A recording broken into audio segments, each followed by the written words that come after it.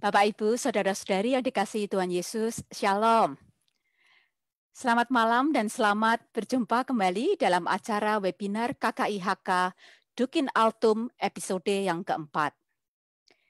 Saya Anas, senang sekali teman-teman sudah menyempatkan waktu untuk sama-sama berkumpul malam ini secara virtual, baik lewat Zoom ataupun lewat Facebook Live. Sudah hadir di sini Romo pembimbing kita, Romo Heri HSVD. Selamat malam, Romo. Juga saya lihat ada Romo Guntoro. Selamat malam, Romo Gun. Suster Yulita dari Makau. Selamat malam, Suster. Juga Bung Gaspar Araja dan Adik Darin yang hari ini nanti akan menemani kita lagi dengan lagu dan musik-musik mereka. Tema malam ini adalah pentingnya mendidik anak secara Katolik. Kita akan melihat nanti apa implikasinya bagi kita orang tua dan bagaimana implementasinya. Hari ini secara kebetulan juga merupakan pesta nama Santa Monica, sosok perempuan yang tangguh dan seorang ibu yang sungguh luar biasa. Baik, tanpa berpanjang-panjang lagi, saya ingin mempersilahkan Romo Heri untuk membuka acara webinar ini dan dengan doa. Silakan Romo, waktu dan tempatnya.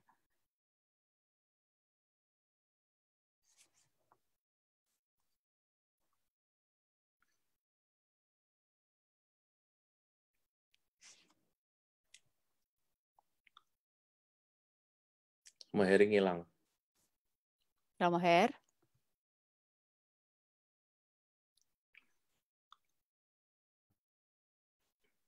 Salam semuanya, saudara dan saudariku yang terkasih dimanapun teman-teman berada, baik yang di daerah Hong Kong side, di daerah Kowloon, di daerah New Territories, di Indonesia, Makau, atau di mana saja kita berada. Selamat pagi, selamat siang, selamat malam.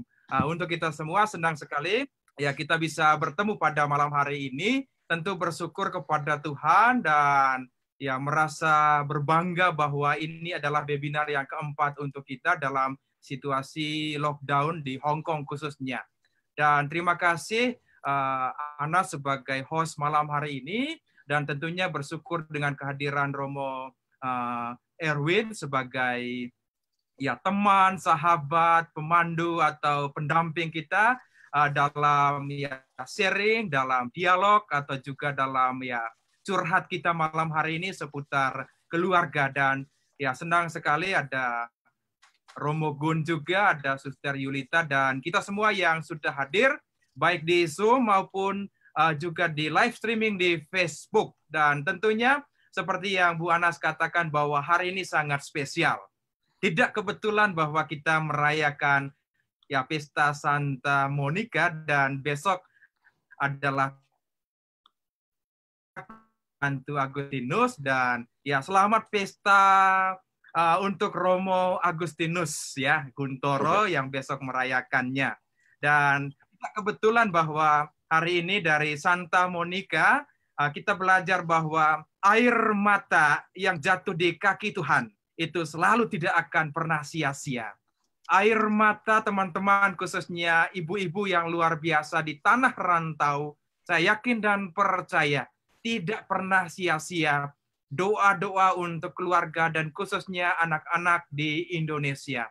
Karena itu ya kita bersyukur bahwa hari ini temanya yang sangat khusus sekali ya seputar masalah keluarga, cerita dan juga doa-doa untuk keluarga. Jadi terima kasih yang sudah hadir maupun yang dalam perjalanan. Kita ikuti dari awal dan tentunya berharap sampai akhir dan kita kembali kepada keluarga kita masing-masing. Ya seperti kata ya Santa Teresia dari Kalkuta bahwa ya keluarga itu adalah segala-galanya. Atau kita sering mendengar itu family is not an important thing, it is everything. Ya, segala sesuatu adalah keluarga. Ya, bersyukur bahwa kita punya keluarga, apapun yang kita alami dengan segala ya gelombangnya, tetaplah keluarga adalah keluarga. Karena itu ya saya serahkan kepada host selanjutnya dengan acara-acara yang sudah disiapkan. Terima kasih untuk Mas Gaspar yang senantiasa bersama-sama dengan kita. Derin dalam situasi yang ada dengan sibuk dengan studinya. Terima kasih Derin, thank you. Dan mari kita satu hati kita awali acara webinar ini dengan berdoa. Dalam nama Bapa dan Putra dan Roh Kudus. Amin. Pertolongan kita dalam nama Tuhan yang menjadikan langit dan bumi. Kami bersyukur kepadamu ya Tuhan, karena di Hari Raya Santa Monica, pelindung para ibu, kami keluarga-keluargamu berkumpul. Dan khususnya melalui webinar malam hari ini, biarlah hati kami senantiasa disucikan. Dan tentunya ya Tuhan, kami mohon perlindungan-Mu untuk keluarga-keluarga di mana saja mereka berada, khususnya keluarga komunitas Katolik Indonesia di Hong Kong dan di Makau. Dan tentunya ya Tuhan, kami serahkan acara ini dari awal, pertengahan, bahkan sampai pada akhirnya dalam nama-Mu. Dan tentunya kami bersyukur pada hari-hari ini ya Tuhan, bersama Linda yang merayakan hari ulang tahunnya di hari Senin, dan Mbak Ucik di hari Selasa kemarin, dan hari ini khususnya Ibu Monica, ibu dari teman kita Ketut yang merayakan hari ulang tahun. Dan semua keluarga-keluarga kami mohon berkat, perlindungan, dan kasih setia-Mu. Tuhan, inilah kami serahkan acara ini ke dalam tangan Tuhan, sebab Engkaulah pengantara kami kini dan sepanjang segala masa. Amin. Amin. Dalam nama Bapa, Putra, dan Roh Kudus. Amin. Terima kasih Romo Heri, dan terutama atas mengingatkan kami family is everything ya Romo ya. Saya ingin menyapa juga teman-teman yang baru saja bergabung di Zoom dan Facebook Live. Shalom, selamat malam. Mungkin sebelum kita masuk ke acara utama, kita bisa minta Bung Gaspar untuk memainkan satu lagu dengan alat musik istimewanya hari ini, Sasando ya Bung Gaspar. Lagu apa hari ini, Bung Gaspar, yang akan dimainkan?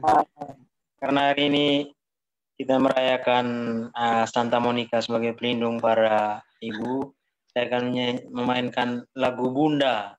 Lagu Bunda. Keren mungkin sekali. Semua pada tahu ya. Lagu Bundanya Meli Guslo ya. Dengan menggunakan instrumen sasando. Silakan, Bung Gaspar.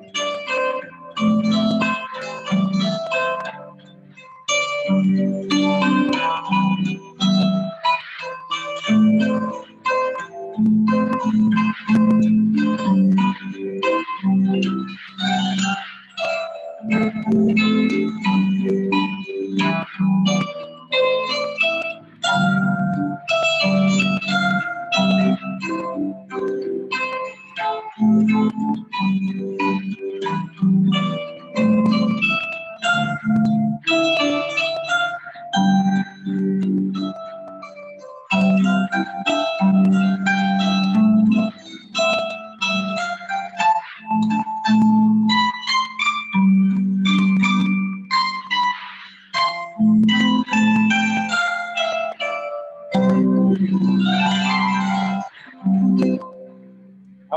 terima kasih. Aduh, bagus sekali, Bu Gaspar.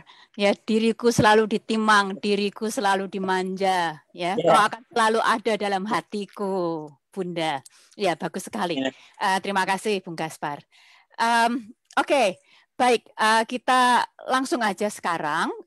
Kita akan perkenalkan pembicara kita malam ini.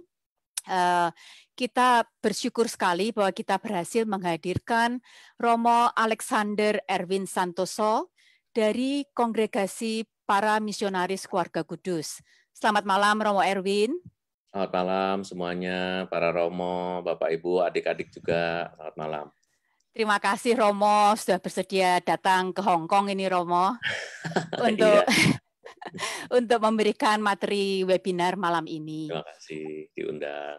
Kalau boleh saya perkenalkan sedikit, beliau ini menjabat sebagai Ketua Komisi Kerasulan Keluarga Keuskupan Agung Jakarta.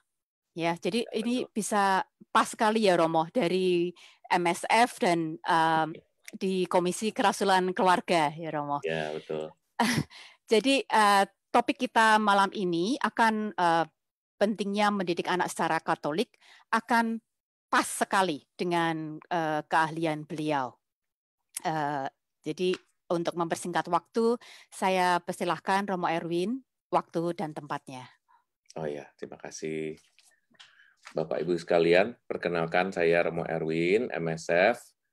Saya ditabiskan tahun 2003 dan ini masuki 17 tahun imamat saya dan sudah 9 tahun ini agak lama.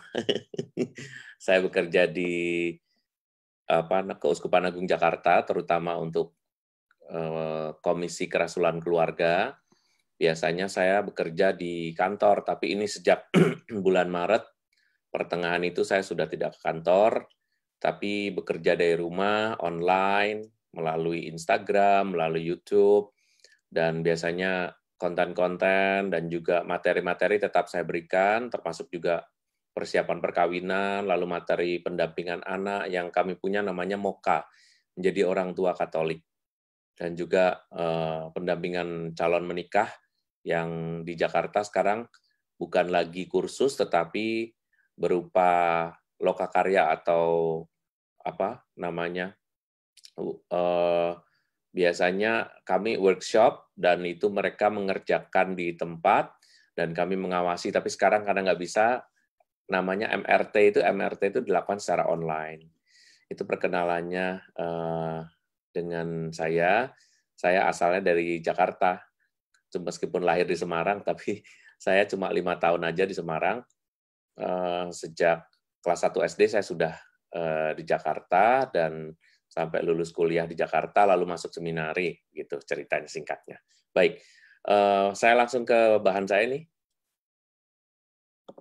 Ya, silakan Romo. Ya, terima kasih para Romo dan Bapak Ibu, saudara-saudari sekalian. Ini saya mau sharing bahan ya. Baik, semoga bisa selesai dalam waktu yang tidak terlalu lama. Jadi saya bilang, saya sampaikan ini berupa kepenuhan ya. Jadi sebetulnya mengasuh anak itu bagaimana caranya supaya bisa anak itu benar-benar dilatih, dididik, didampingi,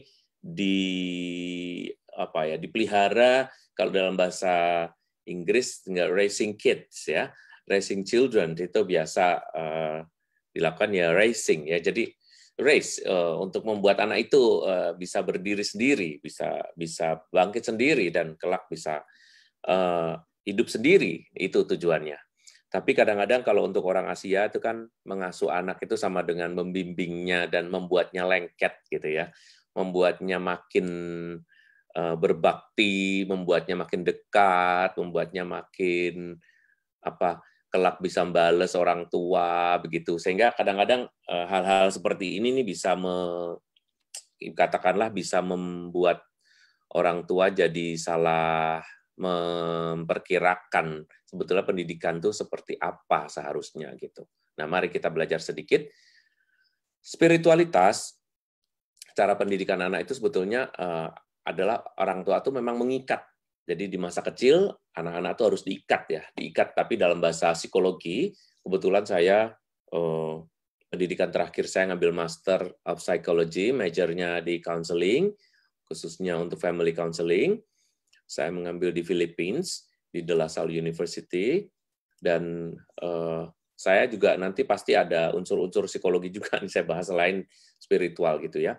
Jadi harus ada attachment namanya. Nah, attachment itu yang mengikat sewaktu kecil sehingga anak-anak akan percaya, anak-anak akan benar-benar bisa tergantung pada saat itu, anak-anak bisa menggantungkan dirinya, bisa anak-anak bisa benar-benar yakin bahwa orang tuanya itu yang paling benar, yang paling bisa membimbing gitu. Nah, itu attachment.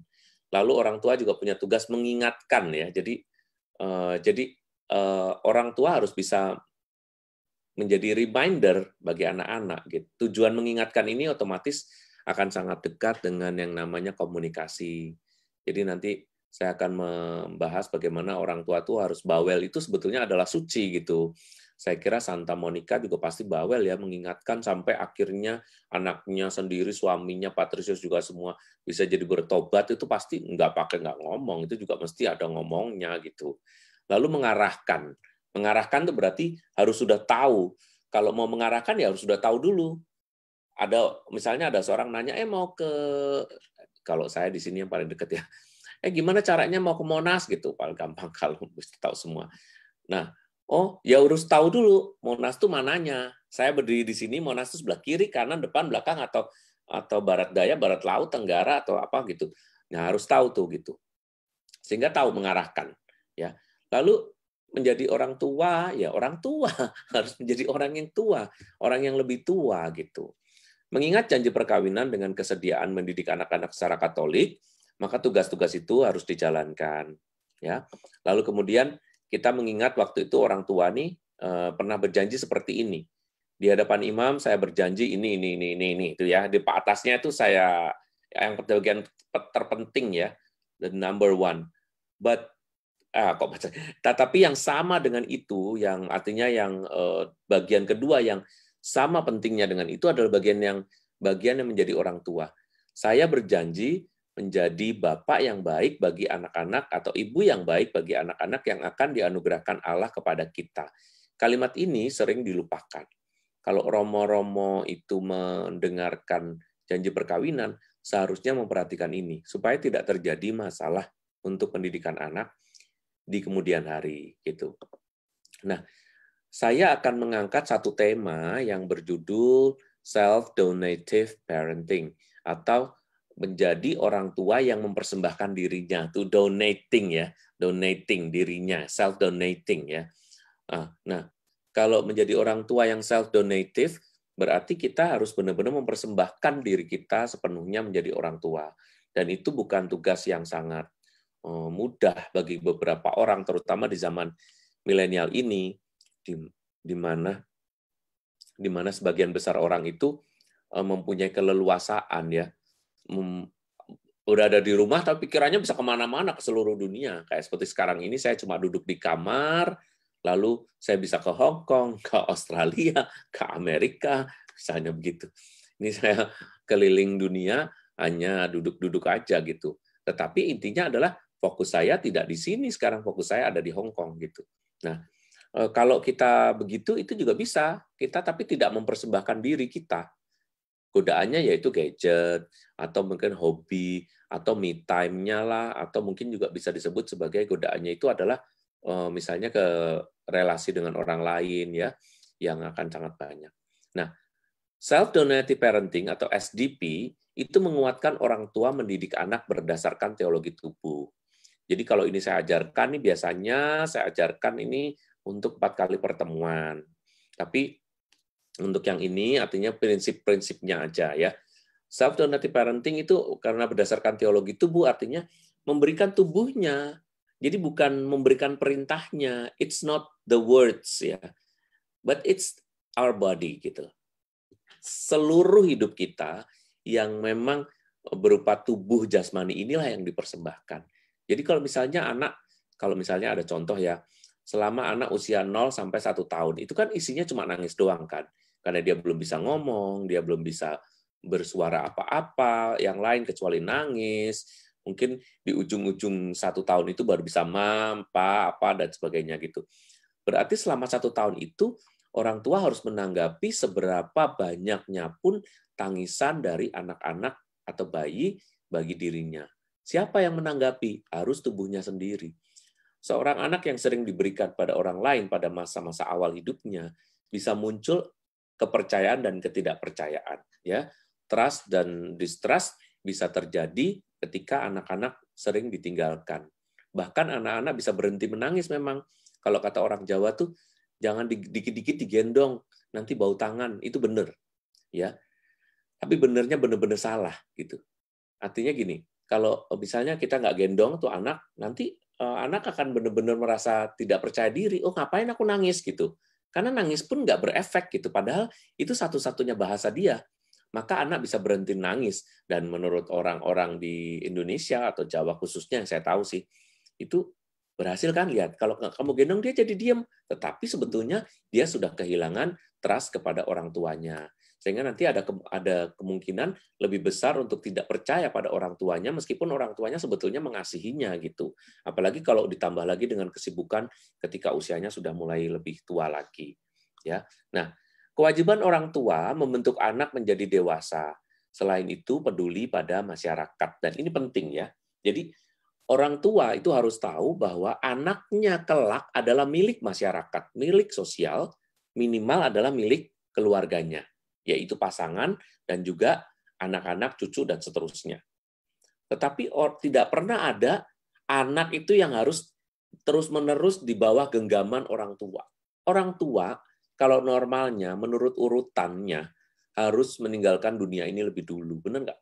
Kalau menurut urutan loh. Berarti setelah orang tua itu tidak bisa merawat, atau mungkin nggak usah meninggal ya, tapi orang tua misalnya menjadi pikun misalnya, kehilangan pekerjaan, pikun, atau sakit, atau apa, tidak berdaya, otomatis si anak akan hidup di atas kakinya sendiri. Nah, pada saat dia hidup di atas kakinya sendiri itu, apakah dia akan menjadi manusia yang benar, berguna bagi masyarakat? Nah, itu adalah tugas kita tuh.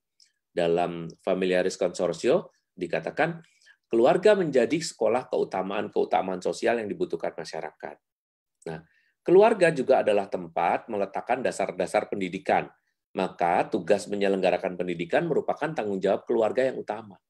Penyelenggarakan pendidikan itu berarti pendidikan sebagai orang tua, pendidikan untuk anak. Pendidikan menjadikan seorang anak itu menjadi bagian dari masyarakat yang membuat mereka menjadi berbuah, berguna gitu. Nah, gimana caranya nanti kita akan lihat titik-titik yang penting, hal-hal yang penting yang bisa dilakukan. Jadi Bapak Ibu sekalian ya, yang penting itu adalah hal ini sebetulnya. Jadi bayangkan kalau kita melihat ke masa depan, kira-kira kalau dengan caraku yang sekarang ini dan melihat bagaimana si anak ini bereaksi terhadap kita atau berelasi dengan kita atau melalui interaksi dengan kita, tanggapan-tanggapan, jawabannya, sikapnya itu, kira-kira, ini bagian yang penting, kalau dia sendiri itu bisa hidup nggak gitu. Ya, misalnya kita lihat anak tuh kok ini banget misalnya, apa istilahnya, dikit-dikit marah. Nah, kita bayangkan bukan dikit-dikit marah sama kita, tapi nanti kalau udah besar, dia kira-kira dikit-dikit marah gini nih diterima nggak sama teman-temannya, diterima nggak sama sesamanya, itu bagian yang penting. Jadi kalau ini bagian ini tidak dimengerti, maka seolah-olah sekarang ini yang terjadi sama anak-anak kita itu cuma akan terjadi sekarang, padahal salah. Yang terjadi sekarang itu akan terjadi nanti, itu pasti. Kita bisa melihat bahwa sebetulnya kita ini adalah, kita loh sekarang ini ya, kita ini adalah produk masa lalu. Benar nggak? Produk masa lalunya kapan? Ya pada saat keluarga kita. Bisa dicek kok sebetulnya, kalau kita melihat misalnya ada luka emosi yang sering disebut sebagai luka batin. Gitu ya. Kalau dalam ilmu psikologi, luka batin itu nggak ada gitu ya. Yang ada adalah luka emosi. Nah, kalau emotional wounds ini terjadi, sebetulnya yang terbanyak dan paling melukai itu adalah ketika luka itu terjadi pada keluarga gitu. Di keluarga maksudnya. Dia dilupakan, dia dinomorduakan, dia sering dikata-katain, sering disuruh diem nggak? Atau misalnya, kamu jangan gitu dong. Atau misalnya sering dibohongin, sering tidak dipercaya. Itu udah masa lalu semua itu.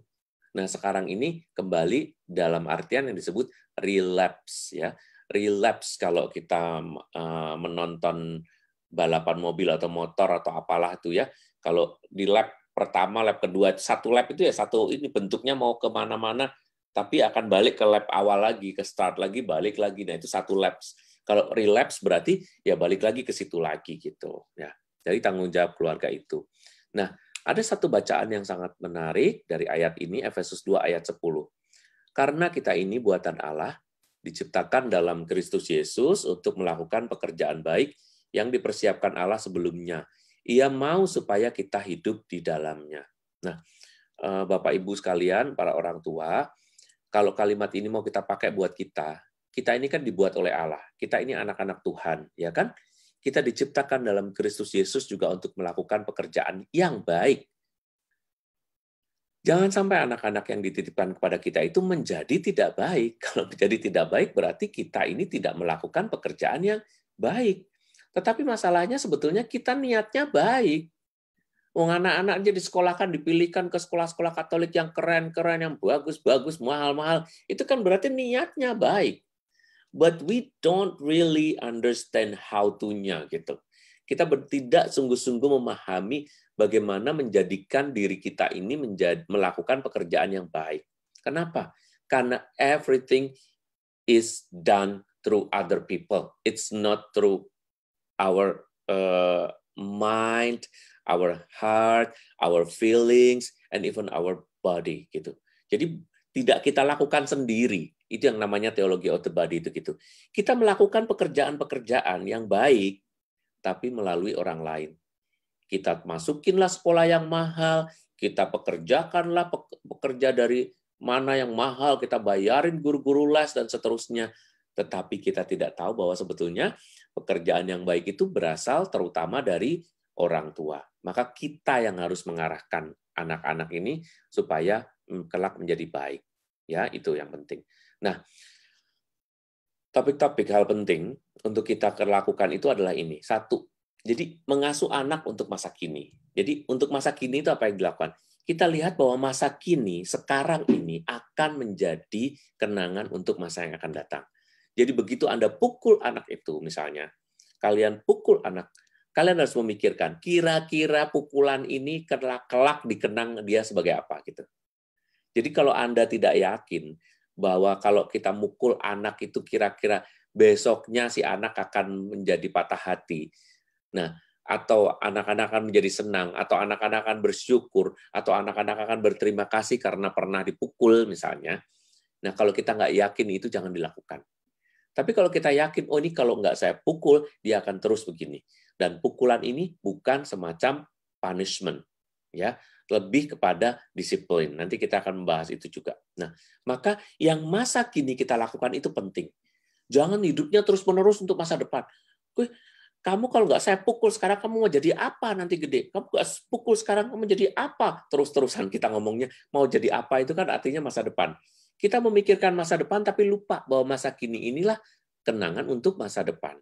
Yang kedua adalah mengasuh anak untuk masa depan. Nah, tadi itu yang saya pikirkan, dan juga harus dipikirkan oleh kita adalah, kalau saya lakukan ini, apakah ini berguna untuk masa depannya? Gitu. Jadi, yang masa sekarang ini saya lakukan, ini berguna untuk masa depan nggak? Kalau tidak saya ikut terlibat, atau kalau saya diemin aja nih, kira-kira masa depannya bagus nggak? Gitu. Nah, kalau ini tidak bisa kita lakukan dengan baik, maka masa depannya juga nggak akan baik. Contoh, misalnya, aduh, sekarang sekolah dari rumah terus. Ya udah, oke, tapi misa online harus ya. Tapi nggak bisa ini misa online pas ini, misalnya gitu. Kalau di Indonesia sih, kami melaksanakan misalnya jam 6 kalau saya di YouTube saya Erwin Santoso itu di YouTube diselenggarakan setiap jam 11 gitu. Nah, setiap hari jam 11 kecuali hari Sabtu kami libur. Nah, di situ saya melihat bahwa ada anak-anak nih diabaikan nih kehidupan untuk kehidupan rohaninya gitu.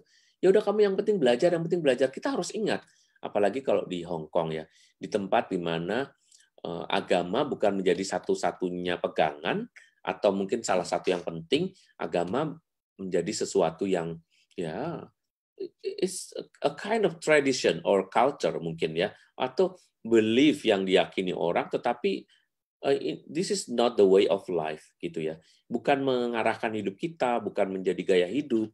Jadi semacam orang jadi terbiasa melihat bahwa agama itu menjadi sesuatu yang ya formal aja gitu.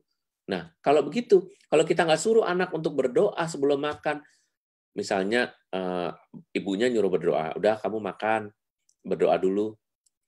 Nggak mau, loh, makan dulu, you have to pray, katanya ibunya nih, bapaknya belain. Udahlah, anak cuma mau makan aja kok ribut. Udah nggak apa-apa, nanti kita yang doain. Anak kecil mah nggak usah disuruh doa, biar dia seneng. Loh, ini kan berarti nggak memikirkan masa depan, contohnya kayak gitu ya. Yang ketiga adalah mengasuh anak agar bahagia. Meskipun kita punya peraturan, meskipun kita mengingat masa kini, meskipun kita mengingat masa depan, tapi harus diingat bahwa anak itu harus bahagia hidupnya. Dan orang Finland itu sangat mengerti sehingga pendidikan pun dibuat pendidikan yang membahagiakan. Tetapi we need to prove whether this one will be better or not, gitu kan? Apakah ini terbukti sesuatu saat akan lebih baik atau enggak? Tapi mereka benar-benar menginginkan anak-anak itu mempunyai masa kini yang bahagia gitu, membahagiakan buat dia. Masa kini yang membahagiakan itu adalah misalnya membuat mereka bisa menikmati masa kecilnya, gitu, membuat mereka bisa berekspresi, membuat mereka bisa macam-macam yang memang khas untuk masa kecil yang akan hilang nanti kalau sudah masa depan ketika kedewasaan itu hadir. Yang keempat adalah mengasuh anak agar mawas diri. Mawas diri ini penting. Jadi ini yang paling sering, kalau ini nggak usah diingetin nih ibu-ibu, kalau terutama ibu-ibu Asia ini paling seneng nih ngingetin ya.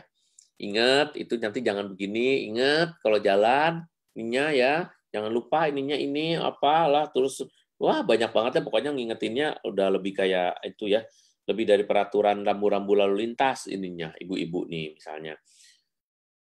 Nah, apakah mawas diri ini termasuk dalam golongan hal yang penting? Iya, betul, penting. Karena kalau nggak diajari mawas diri, anak-anak taunya bahwa semua aman-aman aja. Itu di rumahnya. Misalnya contohnya, ingat ya, di rumah nggak ada maling, pasti.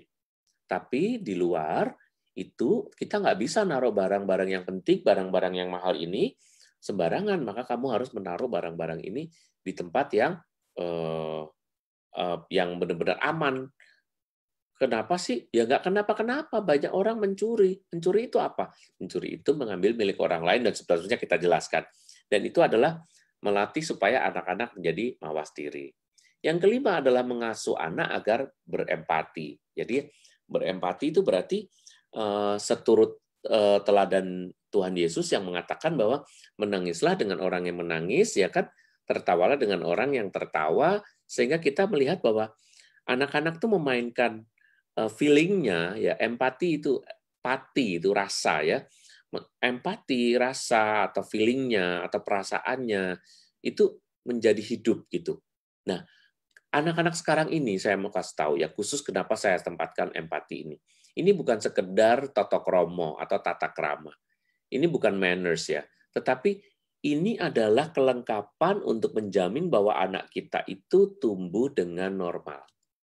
Jadi tanpa empati atau tanpa perasaan, anak-anak kita akan pandai sekali, very rational, but have no feelings, have no intuition untuk berinteraksi dengan dunia di sekitarnya.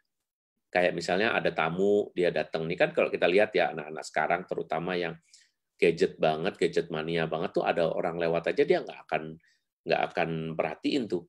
Nah, gimana kita bisa menjalankan hukum-hukum Tuhan kalau empati aja kita nggak punya, gitu kan? Nah, yang keenam, mengasuh anak agar berguna. Berguna ini penting. Jadi supaya suatu ketika dia tahu bahwa hidupnya itu harus berguna, gitu, bukan untuk dirinya sendiri aja. ya. Yang ketujuh, mengasuh anak agar beriman. Nah, ini saya kasih hijau khusus. Anak beriman itu tidak tumbuh dengan sendirinya.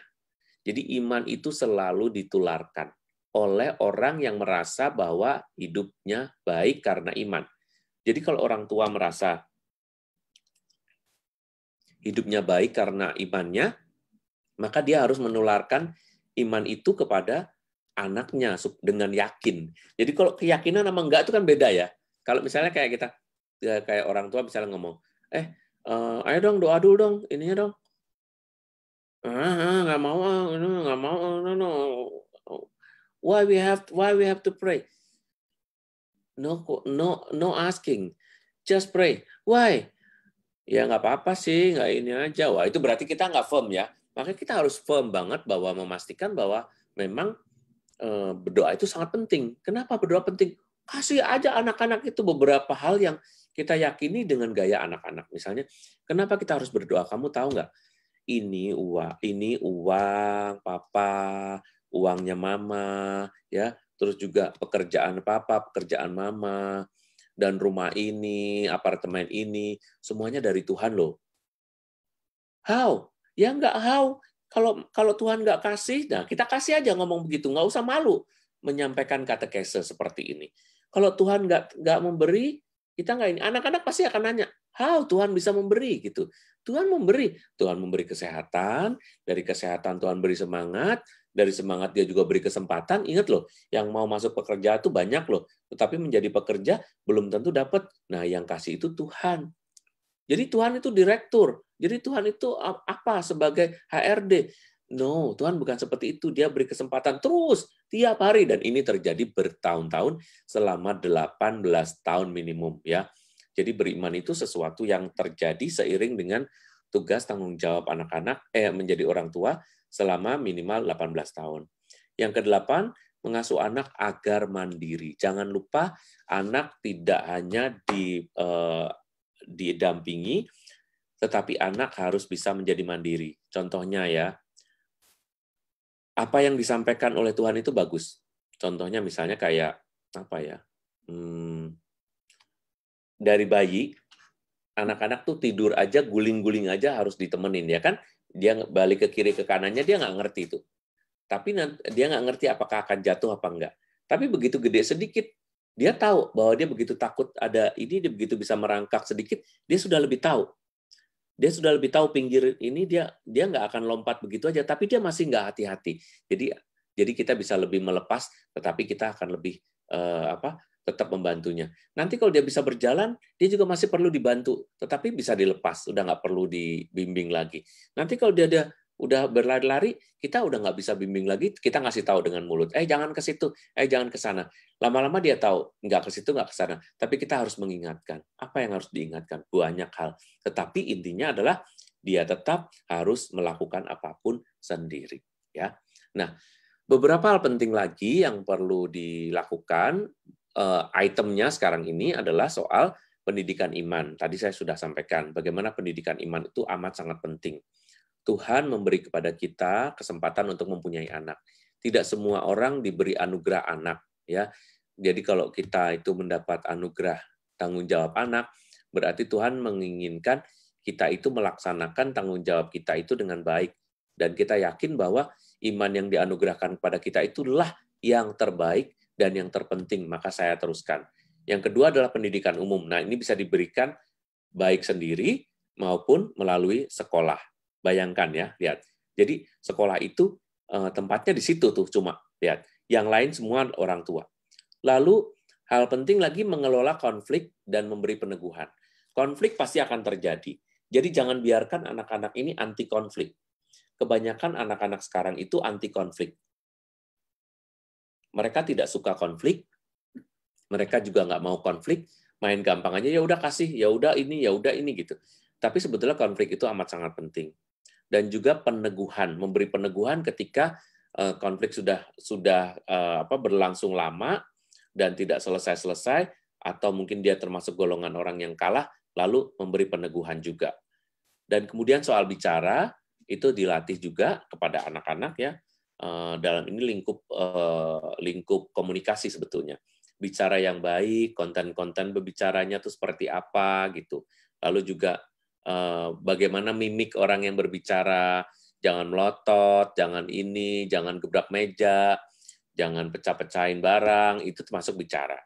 Lalu kepercayaan diri, tadi sudah saya sampaikan, lalu soal sosialisasi dan relasi, jadi biarkan dia berteman dengan orang lain dan membangun relasi dengan baik, karena makin besar makin membutuhkan ya.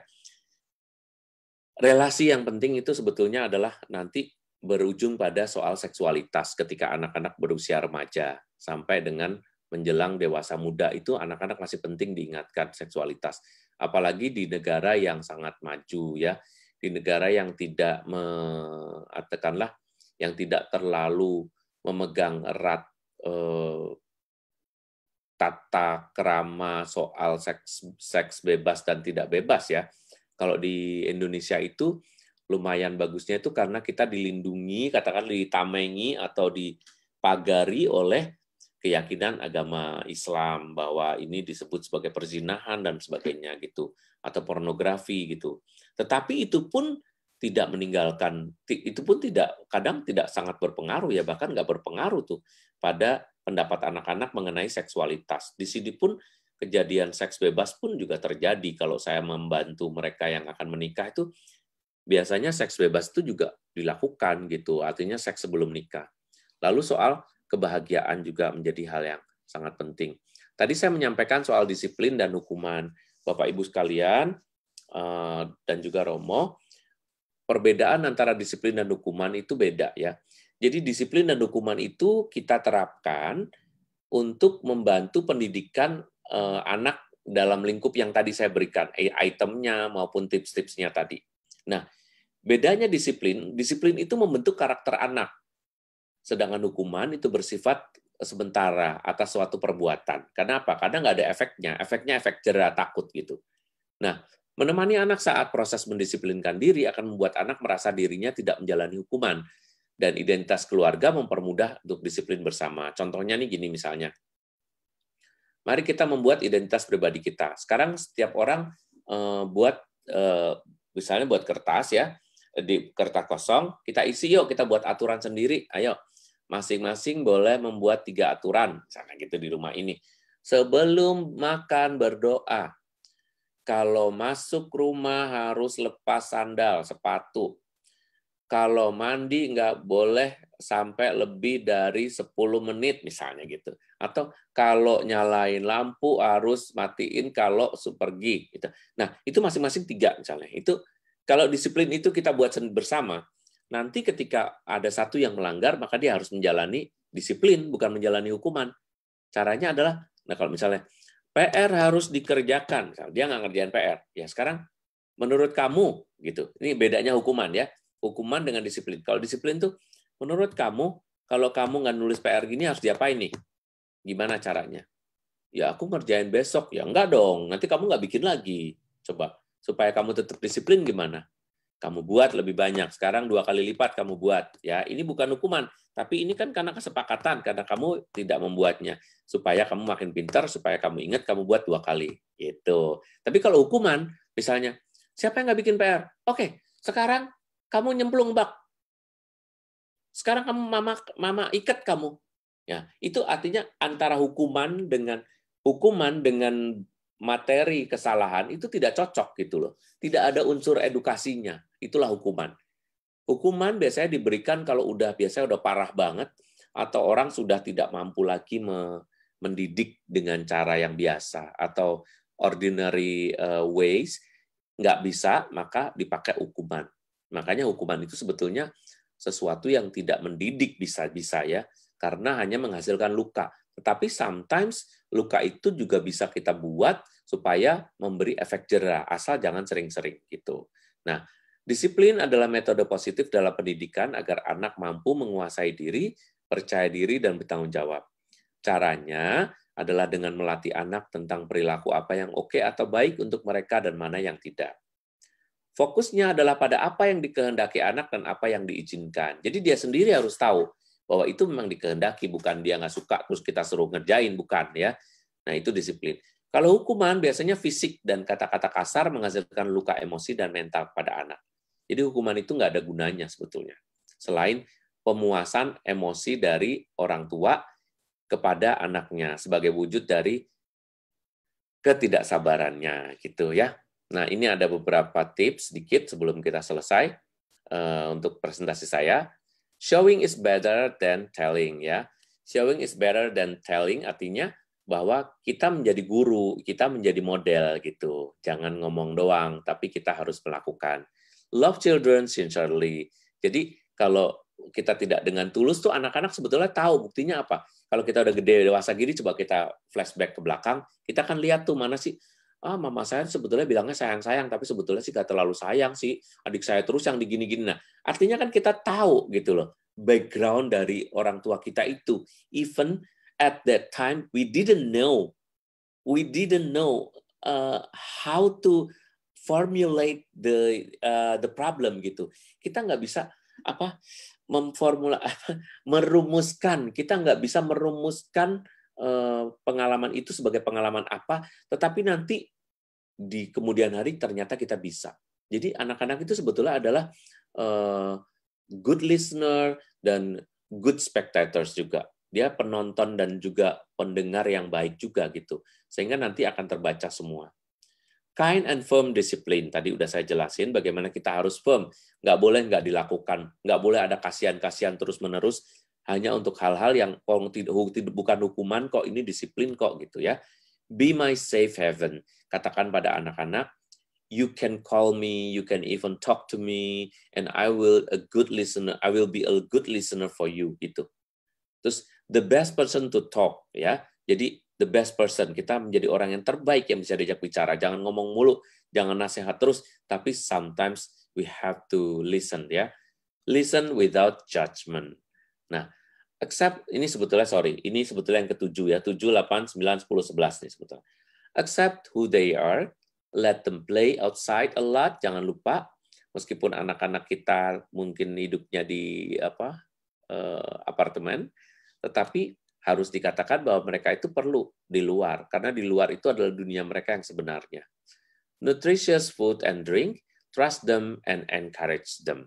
Jadi itulah yang bisa saya bagikan, nanti bisa kita kembangkan melalui pertanyaan-pertanyaan yang mungkin akan membantu kita. Terima kasih.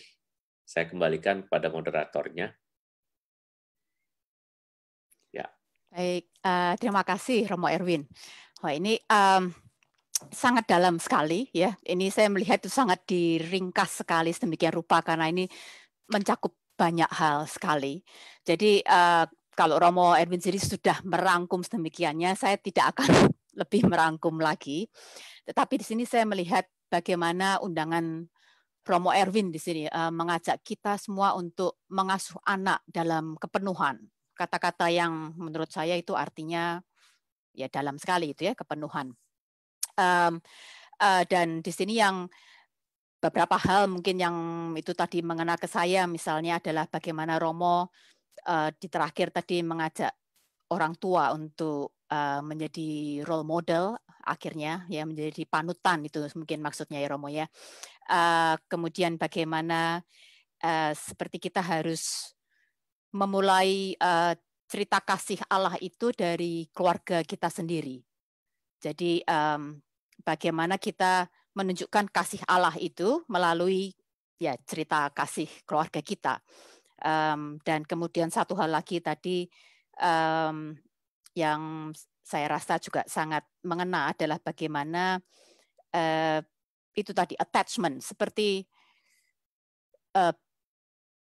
bagaimana anak-anak itu bisa merasa bahwa mereka seperti belong, begitu ya Romo, belong di keluarga itu, ada sense of belonging, ada kelekatan lah, ada kelekatan ya, sense of belonging, dan ada ada deep connection seperti itu. Ya, jadi dan itu tadi terima kasih sekali kita diingatkan Romo mengenai janji perkawinan kita untuk menjadi orang tua yang baik bagi anak-anak, itu self-giving ya Romo, bukan self-gratifying ya Romo. Self-donative. Ya, self-donating atau self-giving di sini. Itu sebenarnya sedikit menggelitik saya itu. Tadi kalau nggak saya salah dengar, tadi Romo mengatakan bahwa janji menjadi orang tua yang baik itu seringkali dilupakan gitu. Tapi mungkin kita sebagai orang tua gitu, kita bukannya lupa atau bukannya tidak mau gitu menjadi orang tua yang baik. Seperti tadi Romo juga bilang, kita kirim anak-anak ke sekolah Katolik, ikutin sekolah Minggu, kita berusaha mereka memiliki lingkungan yang baik juga. Tapi kadang-kadang itu kita sebagai orang tua yang mungkin kita ini kurang, apa istilahnya, kita itu sendiri tidak memiliki keterampilan gitu. Jadi kita sendiri kurang tahu tentang cara-cara mewariskan iman kita ini kepada anak.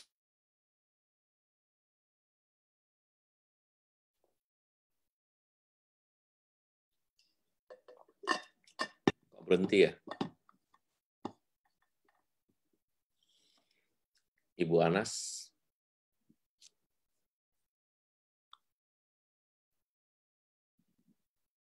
Ibu Anas berhenti itu ya?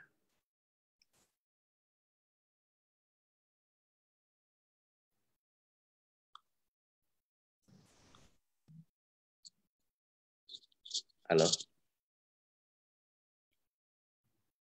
Apakah yang lain ngalamin juga? Enggak. Maksudnya, Ibu Anas diem nggak ya? Kelihatannya Bu Anas mendadak hilang, Romo, dari ini. Oh iya, dari makanya. internet. Tapi kita masih live nih. Kita masih live, Romo. Iya, masih live. Iya. Saya nggak kedengeran tuh. Iya, nggak apa-apa.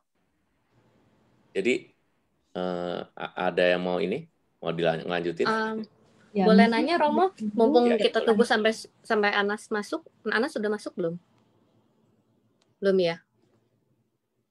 Oh, atau Darin? Silakan Sylvia, boleh tanya dulu pertanyaannya. Oh, oke. Oke, malam Romo. Ya, malam. Saya Sylvia, ibu dari 4 anak di Hong Kong. Bagus tuh, Katolik banget. Aduh, terima kasih Romo. Saya berusaha yang terbaik ya. Ya, ini saya mau nanya sebenarnya untuk mewakili para pekerja migran Indonesia di Hong Kong. Ya Romo ya, gimana ya? Saya juga kalau tiap kali saya mau marah atau sama anak saya nggak mau tidur, diomelin. Tapi udah gitu saya mikir, ya pekerja migran kita, teman-teman kita teman-teman kita di gereja, ya kan, mereka pingin tidurin anaknya kan nggak bisa, ya kan, maksudnya pingin boboin, ya udah deh, mau jadi marah karena ingat mereka, saya jadi nggak jadi marah gitu loh. Nah, Romo, sedangkan kita juga sering dicurhatin sama teman-teman, misalnya mereka pergumulannya apa sama anak karena terpisah jarak dan waktu. Romo punya tips nggak untuk supaya mereka, teman-teman kita itu bisa ngurangin rasa bersalah ninggalin anak-anak mereka, jantung hati mereka loh ya Romo ya. Jantung hati mereka di rumah, sedangkan sekarang harus kerja di Hong Kong. Saya kalau nginget itu kadang-kadang suka ngerasa sedih, tapi saya bangga juga sama mereka. Karena mereka di sini berjuang untuk masa depan mereka, ya kan? Ya, gitu Romo, gitu aja pertanyaannya. Makasih. Ya.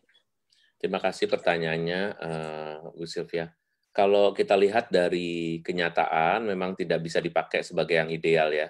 Meninggalkan anak itu sesuatu yang tidak ideal, memang. Jadi itu saya nggak akan pernah memberi pujian bahwa meninggalkan anak itu yang lebih baik daripada tinggal bersama anak, itu enggak ya.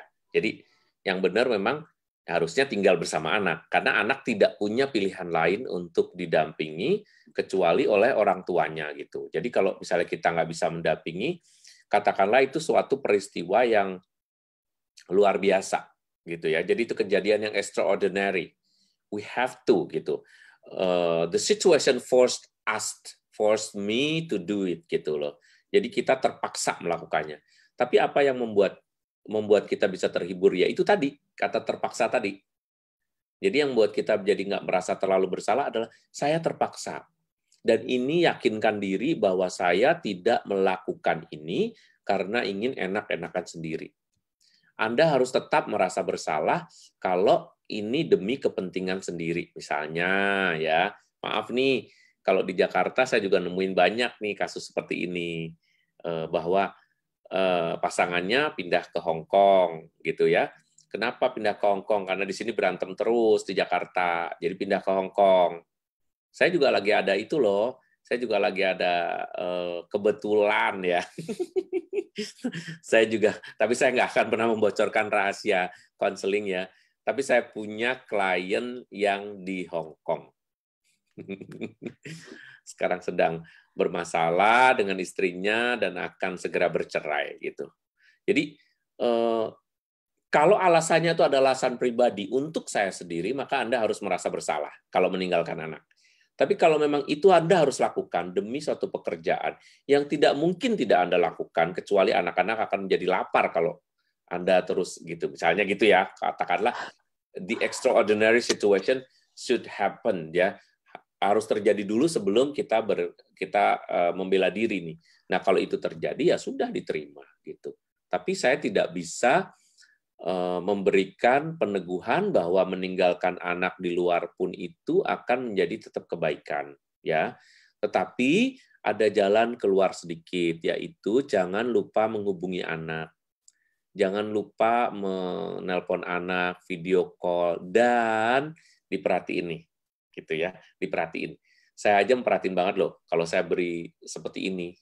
Saya yakin nih semua orang sedang melihat mimik saya, wajah saya, cara ngomong saya, itu Anda sedang menilai gitu ya. Katakanlah Anda tuh netizen ya. Jadi Anda akan menilai, oh Romonya ini, lo Romonya gini, jelasinnya enak, ngomongnya kayak Romonya ini udah basi nih, kayak Romonya apa, nggak enak dengernya kayak Romonya garing, kayak Romonya saklek, kayak Romo lurus-lurus aja nih, kayak terlalu ini itu apa datar apa. Nah, itu otomatis orang akan menilai itu dan itu hak mereka. Maka kalau saya aja bisa dinilai oleh orang lain, maka saya akan bisa dinilai oleh anak saya. Maka orang tua yang hadir di sini yang tidak bisa bersama anak-anaknya nih sebagai pekerja migran, kalau saat ngomong itu mendingan bilang dari awal, Mama bisa setengah jam, nggak apa-apa ya, beneran. Mama pengen kangen banget ketemu ngobrol, tapi Mama bisa setengah jam nggak apa-apa ya. Nah pada saat itu tuh beneran. Tolong mukanya jangan palsu gitu loh. Beneran, karena kepalsuan di sana itu akan menjadikan kegaringan yang luar biasa. Nggak ketemu mamanya, nggak nempel kulitnya, itu sebetulnya orang udah bermasalah, terus terangnya. Anak yang tidak nempel kulitnya, tadi saya mengatakan ya, ada kelekatan atau attachment. Attachment tidak mungkin diciptakan melalui basis media seperti ini gitu. Jadi melalui platform seperti ini tidak mungkin akan terjamin kelekatan. Mungkin yang terjamin itu adalah bahwa wah biasanya jam 8 malam saya ada video call sama mama. Saya jadi kangen gitu. Tapi itu pun bisanya dibangun adalah kalau dengan kita menerapkan holistic presentation kita itu baik gitu. Holistic presentation itu maksudnya pada saat mempersembahkan diri ya di sini gitu. Saya juga di sini nih. Saya nggak mau mikirin yang tadi, yang besok, yang apa. Saya bikin di sini. Saya ada dengan komunitas Hong Kong, and this is the only focus I have gitu. Saya nggak mau kemana-mana. Saya benar-benar di sini. Dan Anda merasakan. Tiba-tiba udah 1 jam 10 menit. Kenapa? Karena I am here gitu loh. Dan itulah yang bisa kita buat. Sebagai hal yang tidak minimal, tetapi itu hal yang paling menarik yang dikehendaki oleh anak-anak sebetulnya. Nah, kadang-kadang kita ngomong tapi hatinya nggak di situ. Gimana lagi ini? Baik. Iya nih, misalnya ini kayak saya praktekin ya. Bentar ya, ini ada ini. Bentar ya, ada ini. Iya, inilah saya lagi ngomong sama anak saya nih. Bentar ya. Iya, ntar saya telepon. Bentar, iya. Iya, soalnya anak saya ini. Tapi 5 menit, 10 menit, padahal cuma bisa 15 menit. Mau Anda mau minta maaf seperti apa, anak udah bete duluan. Jadi Anda nggak hadir di situ, udah nggak ketemu, nggak fokus pula. Setengah jam apapun yang terjadi, that is the golden time for you and your kid. Itu aja. Mungkin itu sedikit.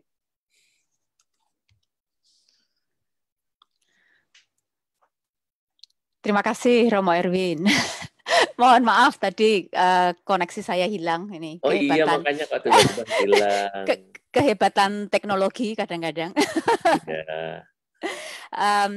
Baik, mungkin kita bisa selingin sebentar, mungkin Romo Erwin, sebelum pertanyaan-pertanyaan berikutnya. Boleh, monggo. Ada Darin. Wah, bagus sekali ya, saya mau dengar. Ya, Darin mungkin bisa memainkan musiknya. Lagu apa, Darin, hari ini yang akan dinyanyikan atau akan dimainkan? Tunggu, Darin di mana? Saya nggak ketemu Darin. Halo, Darin. Ya. Good evening. Today I'm going. Mother Teresa's feast day is coming, so I'm going to play one Mother Teresa song, and the song name is "Let Us Praise God." Good, that's good. Welcome. Very nice. Hello, Father Erwin. Okay, nice to meet you.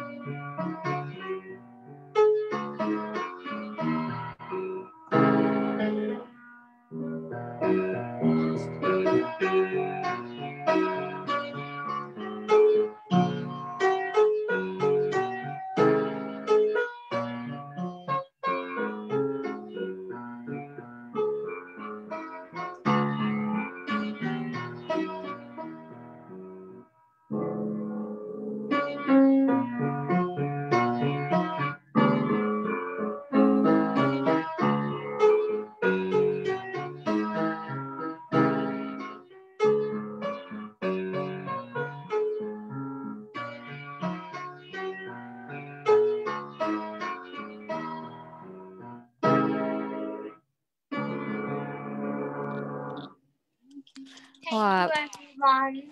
Thank you, Darin. Thank you. It was very, very nice. Very good. Thank you, Darin. Thank you. Thank you, Father. Excellent, excellent. Nice song. Yes. Let us praise God, ya, Darin. Judul, the title, Let Us Praise God, is it? Yes. Yeah, Wow, that's very nice. Darin. Maybe nice. next time your mom can sing while you playing. Yeah, Atali. Oke. Oke, mari kita lanjutkan. Mungkin kita bisa buka ke forum kalau ada teman-teman yang mau bertanya. Saya mungkin bisa mengundang teman-teman bisa mengajukan pertanyaan lewat chat di chat room ya, atau yang di Facebook juga bisa langsung tulis di kolom komen di Facebook. Apakah ada pertanyaan? Tadi ada pertanyaan katanya dari, ini boleh saya, ini ada pertanyaan dari Henny Yo, saya bacakan ya Romo. Selamat malam Romo, dari kecil hingga dewasa si anak dididik secara iman Katolik. Tapi waktu nikah, akhirnya si anak pindah agama. Bagaimana sikap gereja dalam hal ini? Ya, jadi kalau pendidikan anak itu memang sesuatu yang sangat kompleks, karena kita mendidik seorang manusia ya. Jadi kalau dari kecil kita sudah memperkenalkan mereka kepada gereja, mereka jadi misdinar, mereka jadi apa ya istilahnya, mereka kita ajak dengan rajin, kita juga konsisten menjadi apa namanya, menjadi orang tua yang terus mendampingi mereka, membaptis pada waktunya, misalnya kayak gitu. Itu kan sebetulnya udah terjadi ya.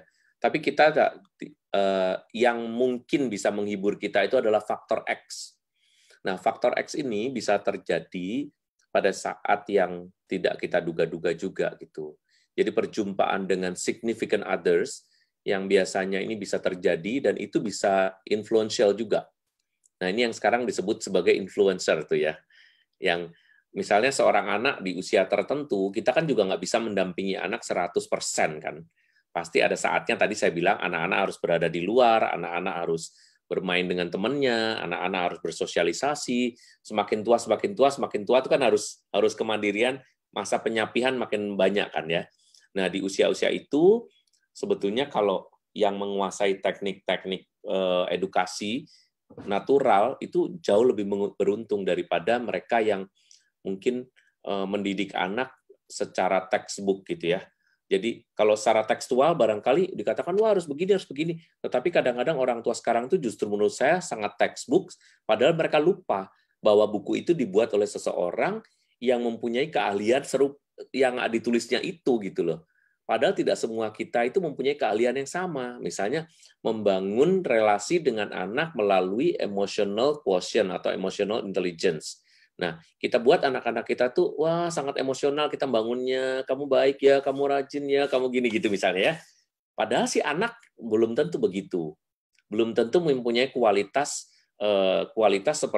seperti yang ditulis dalam buku misalnya.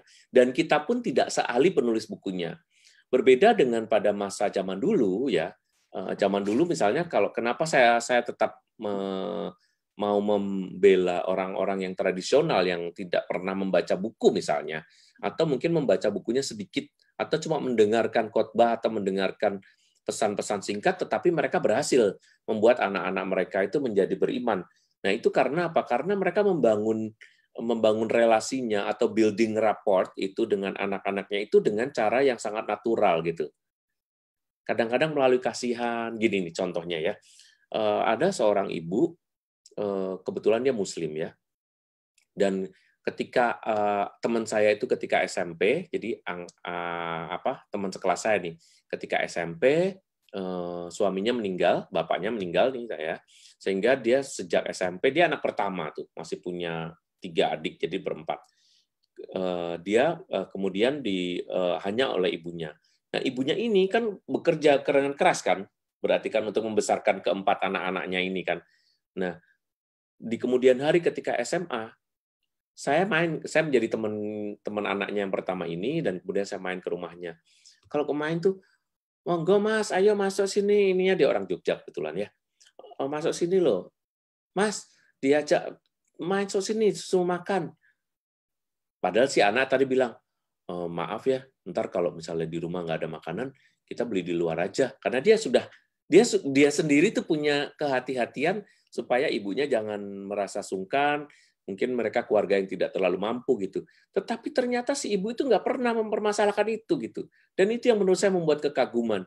Dan suatu ketika dia tanya, Bu, dia bilang waktu Lebaran saya datang ke Jogja, ke rumah dia juga, ke rumah mbahnya, terus dia bilang, Bu, aku minta maaf karena aku belum bisa balas ibu, aku baru lulus SMA, tapi aku janji, terus kamu nih wong Lebaran kok ngomongnya kayak gitu, ibu tuh nggak pernah minta seperti itu, kamu bener aja tuh ibu udah seneng, bener-bener nggak usah ngomongin kayak gitu, ibu bisa hidup sendiri sampai tua, ibu bisa jahit, ibu bisa apa. Nah, ternyata kalimat seperti ini itu membekas di hati anak, sehingga si anak tetap mencintai ibunya. Ibunya cuma ngomong, kamu tuh mesti berdoa. Kebetulan ini orang Muslim ya. Kamu tuh mesti berdoa sama Tuhan. Itu terima kasih sama Tuhan. Karena aku tuh dikasih kerjaan sama Tuhan. Itu dia ngomong. Dan natural aja si ibu itu. Ibu ini orang yang biasa juga, yang lulus SMA aja. Tetapi dia bisa ngomong gitu. Dan sampai hari ini saya masih ketemu sama teman saya itu. Ibunya ini sudah tua, tetap bisa bekerja. Tetapi si anak nggak pernah lupa untuk terus-menerus memegang hidup berimannya. Tapi kan kita kan enggak kadang-kadang, ya kan? Begitu anak-anak jadi Miss Dinar, kita udah dia udah bagus kok. Dia udah kenalannya romo-romo, kenalannya suster-suster. Memangnya kalau kenalan sama romo-romo sama suster-suster terus jadinya memang langsung menjadi orang hebat, orang suci apa gimana kan enggak.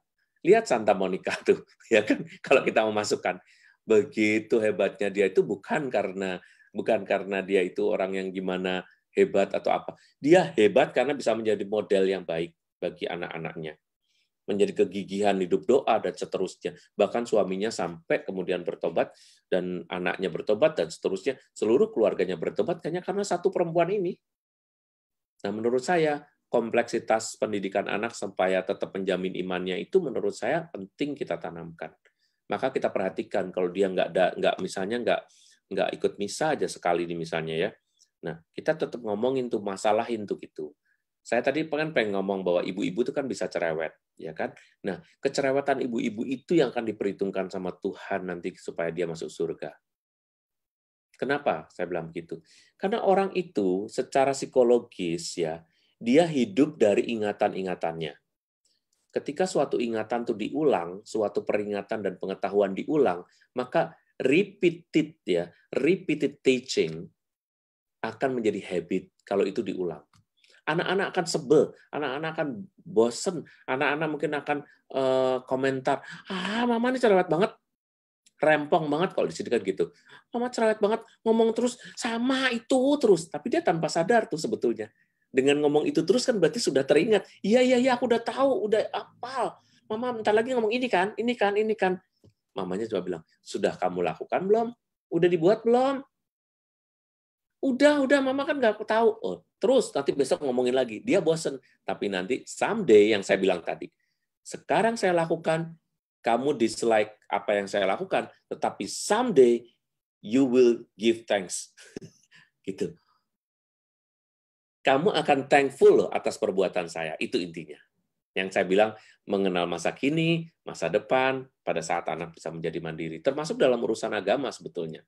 Tapi kalau kita sendiri aja udah nggak cerewet, kita sendiri aja biasa-biasa aja, ya jangan ngarep lah. Memangnya kalau mama papanya Katolik, anaknya harus Katolik. Ya enggak lah, anak kan dididik sama banyak orang. Gurunya, sekolahnya, internet, buku-bukunya, keyakinan pasar. Apalagi kalau anakmu bukan tipikal anak yang firm, bukan anak yang leader, anak yang tipe follower, otomatis akan mengikuti. Nah, mumpung mengikuti, biarlah dia mengikuti orang tuanya sendiri. Gitu. Kira-kira seperti itu. Terima kasih Romo. Ini membuat saya merasa sedikit lebih lega kan. Jadi mama yang sangat cerewet, dibilang cerewet terus. Cuma kadang-kadang kita kan, kita tidak tahu gitu ya, apakah cerewetnya kita itu berguna apa enggak gitu ya? Iya, berguna dan apakah benar atau tidak. Karena kadang-kadang saya pikir itu mengajarkan hal yang baik itu mudah, tapi mengajarkan hal yang benar itu jauh lebih susah begitu. Jadi tapi ya Terima kasih Romo Erwin. Ini ada pertanyaan lagi dari Santos. Saya bacakan lagi ya Romo. Apa yang menyebabkan anak ketika masih kanak-kanak sangat periang dan humoris, tapi ketika sudah remaja, kuliah gitu, anak mulai kehilangan sukacita, ngomong seperlunya, nggak bercerita kayak dulu lagi, sibuk dengan dirinya. Apa penyebabnya? Apa salah dengan komunikasi ketika mereka masih anak-anak? Dan sebaiknya bagaimana komunikasi dibangun kembali ketika mereka remaja. Jadi anak-anak itu ketika usia remaja itu masa penyapihan. Jadi Bapak Ibu yang ada di sini nggak usah takut dengan masa penyapihan itu. Semua anak akan mempunyai hidupnya sendiri dan itu normal. Jadi intinya kalau misalnya anak-anak dia periang, dia ngomong dikit-dikit ngomong, wah tuh masih kecil tuh ya. Kamu tuh tahu nggak? Kamu waktu umur 1,5 tahun, kamu suruh joget keliling itu kamu berani loh. Kok sekarang kok pemalu? Ya memang dia belum ada malunya. Kalau 1,5 tahun dia bisa joget seperti anak begini-begini di hadapan semua orang nggak ada malunya. Terus kemudian lah ketika umur kelas 2 SD kok mulai kamu takut-takut? Kenapa dulu kamu nggak malu? Memang berbeda. Orang namanya kesadarannya itu muncul bahwa ada secara sosial dia akan dibangun oleh kesadaran murni dirinya sendiri, memang yang tipikal orang yang bukan ekstrovert tetapi orang yang introvert misalnya. Extroversion atau introversion itu normal terjadi pada orang lain. Yang penting bukan antisosial. Jadi kalau dia antisosial maka itu beda. Ya, jadi nanti dia bisa mengalami sosial fobia, itu lain ceritanya ya. Nah sekarang bagaimana anak yang periang bisa menjadi anak yang ngomong misalnya, anak yang diem misalnya, itu bisa terjadi macam-macam. Salah satunya biasanya karena mungkin dia diomelin pada saat kecil. Contoh nih yang paling banyak misalnya, oh mah aku dong ini, aku dong tadi ada temennya, iya, mah tadi aku ada temennya, iya kamu ngomong sekali aja kenapa sih? Memang orang ada temennya, iya mama udah tahu ngapain kamu ngomong berulang-ulang. Mama udah dengar itu. Nah, ini anak, you tidak menerima dia pada usianya. Jadi ketika dia ngomong, usia dia berkomunikasi dengan Anda dan diulang, itu karena materinya sedikit dan dia mempunyai potensial sebagai seorang yang berbicara gitu loh. Jadi dia talking memang ininya. Tapi talking ini kemudian Anda block dengan misalnya, ya udah nggak usah ngomong terus, mah kan aku cuma ngomong emang ada. Nah kalau anak yang firm misalnya dia emang dilahirkan dengan kekuatan dan kemampuan yang pokoknya apapun dia terjadi dia rebellious misalnya, dia akan babat terus tuh. Nanti akhirnya akan breng terus dengan orang tuanya misalnya. Nah kalau dia breng dengan orang tuanya berarti pada saat itu anak sudah bisa memilih dirinya dan dia yakin dengan dirinya bahwa dia harus berbicara. Tetapi sangat sedikit anak yang seperti ini. Pada umumnya anak-anak ketika diblok dia akan berhenti. Diblok akan berhenti. Apalagi kalau bloknya dikagetin dan dipermalukan. Be careful untuk embarrassing anak di depan umum. Ya, jadi kalau mempermalukan anak di depan umum itu akan membuat dia berhenti ngomong juga. Dan memberi kesempatan kepada anak bicara itu adalah satu hal yang suci, sama sucinya ketika kita berbicara mengingatkan tadi gitu.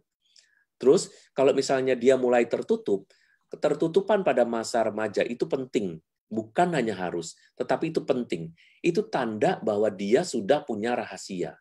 Dan rahasia atau privacy ini wajib dan normal dan naturally dimiliki oleh semua orang.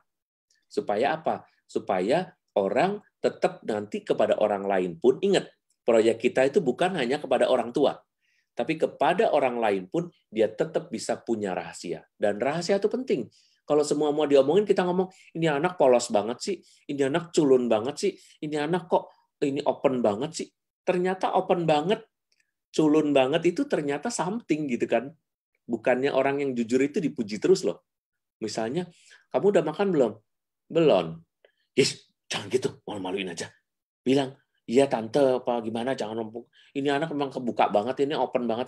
Orang lain bilang, ya nggak apa-apa lah, misalnya gitu. Tapi kan kita malu kalau dia sangat terbuka kan. Ngomong ya bisa dipilih-pilih. Nah, pada saat dia pilih itu salah satu resikonya adalah dia diam dan punya punya privacy sendiri sehingga dia tidak mau ngomong. Jadi kalau tidak semua hal diomongin sama Anda sebagai orang tua, don't worry.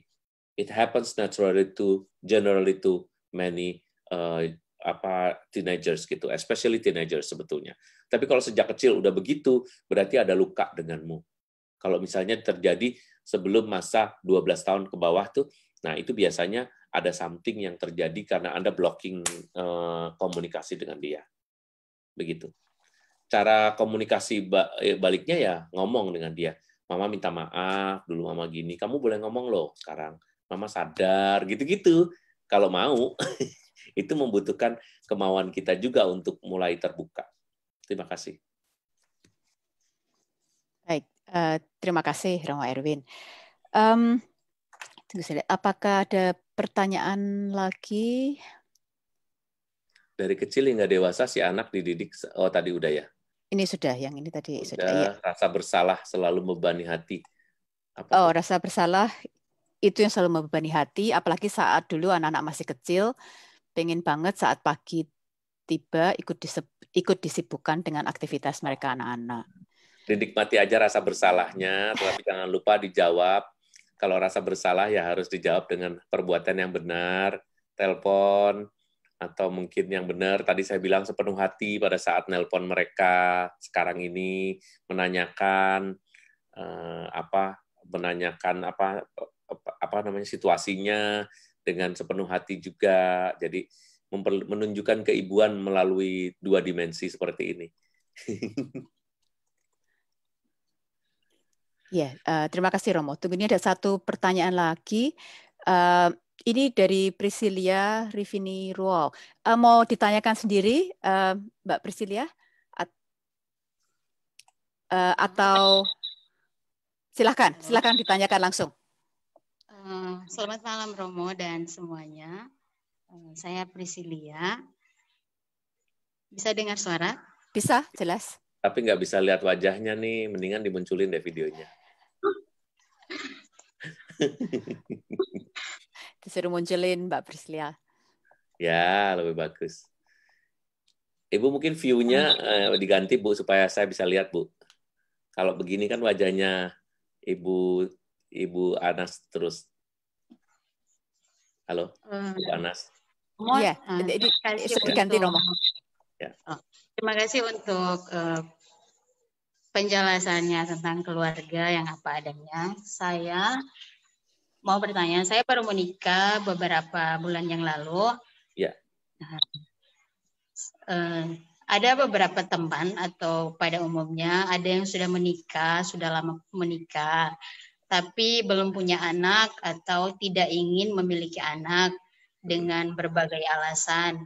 Ada yang alasannya itu tidak mau ribet urus anak.